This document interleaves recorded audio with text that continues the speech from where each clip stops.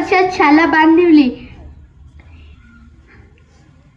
जब जब तिरंगा लहराता है, जब जब तिरंगा लहराता है, हे शूरवीरों हमें तुम्हारी याद आती है, हे शूरवीरों हमें तुम्हारी याद आती है. मित्रांनो, मला नेहमी असे वाटते की ही भारत माता शहीद भगतसिंगांबद्दल मोठ्या गर्वाने व मोठ्या अभिमानाने म्हणत असेल की दर्या भूमीवर संकट होऊनी, दर्या भूमीवर संकट होऊनी काल जरी कोसळला असता, निश्चित माझ्या या पुत्राने, निश्चित माझ्या भगतसिंगाने तो छातीवर झेलला असता, तो छातीवर झेलला असता. आज मी तुम्हाला भगतसिंगांबद्दल एक छोटीशी गोष्ट सांगणार आहे. मित्रांनो, असे म्हणतात की बाळाचे पाय पाळण्यातच दिसतात, बाळाचे पाय पाळण्यातच दिसतात. भगतसिंग 8 वर्षांचे होते. ते आपल्या घरासमोरील अंगणात आपल्या मित्रांसोबत खेळत होते. खेळता खेळता त्यांचे लक्ष आपल्या काकांच्या हातातील बंदुकीकडे गेले. लहान मुलांना खेळण्यातील बंदुकीचे नेहमीच आकर्षण असते, पण हे तसले आकर्षण नव्हते. हा एक संकेत होता. त्यांनी आपल्या काकांना विचारले, चाचाजी चाचाजी ये क्या कर रहे हो?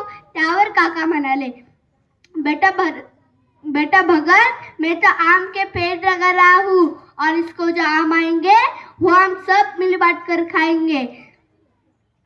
हे ऐकताच भगत पळतच घरी गेला व काकांची बंदूक घेऊनच परत आला व जागोजागी मोठमोठे खड्डे खोदू लागला.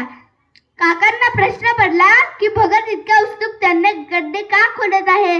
त्यांनी भगतला विचारले, बेटा भगत, हो हे क्या कर रहे हो? त्यावर भगत म्हणाला, चाचाजी चाचाजी मैं तो गड्ढे खोद रहा हूँ और इसमें मैं बंदूकों की फसल उगाऊंगा.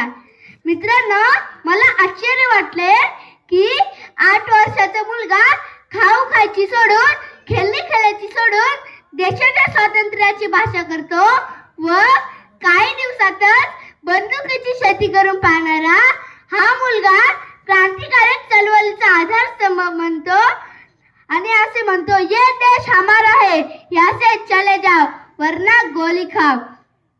अंग्रेज का था जो अहंकार, अंग्रेज का था जो अहंकार, उसको उसने झुकाया था, उसको उसने झुकाया था. मर मिट्टा जब देश के लिए, मर मिट्टा जब देश के लिए, तब तब वीर भगत कहलाया था, तब वीर भगत कहलाया था.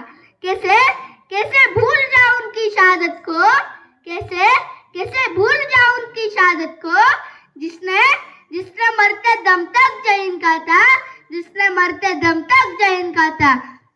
म्हणून त्याच्याबद्दल म्हणायचे वाटते की राज्य करावं तर शिवाजी महाराजांसारखं, राज्य करावं तर शिवाजी महाराजांसारखं, शूर असावं तर राणा प्रताप सारखं, शूर असावं तर राणा प्रताप सारखं, हुशार असावं तर बिरबलासारखं, हुशार असावं तर बिरबलासारखं आणि देशभक्त असावा तर माझ्या भगतसिंगांसारखं, माझ्या भगतसिंगांसारखं.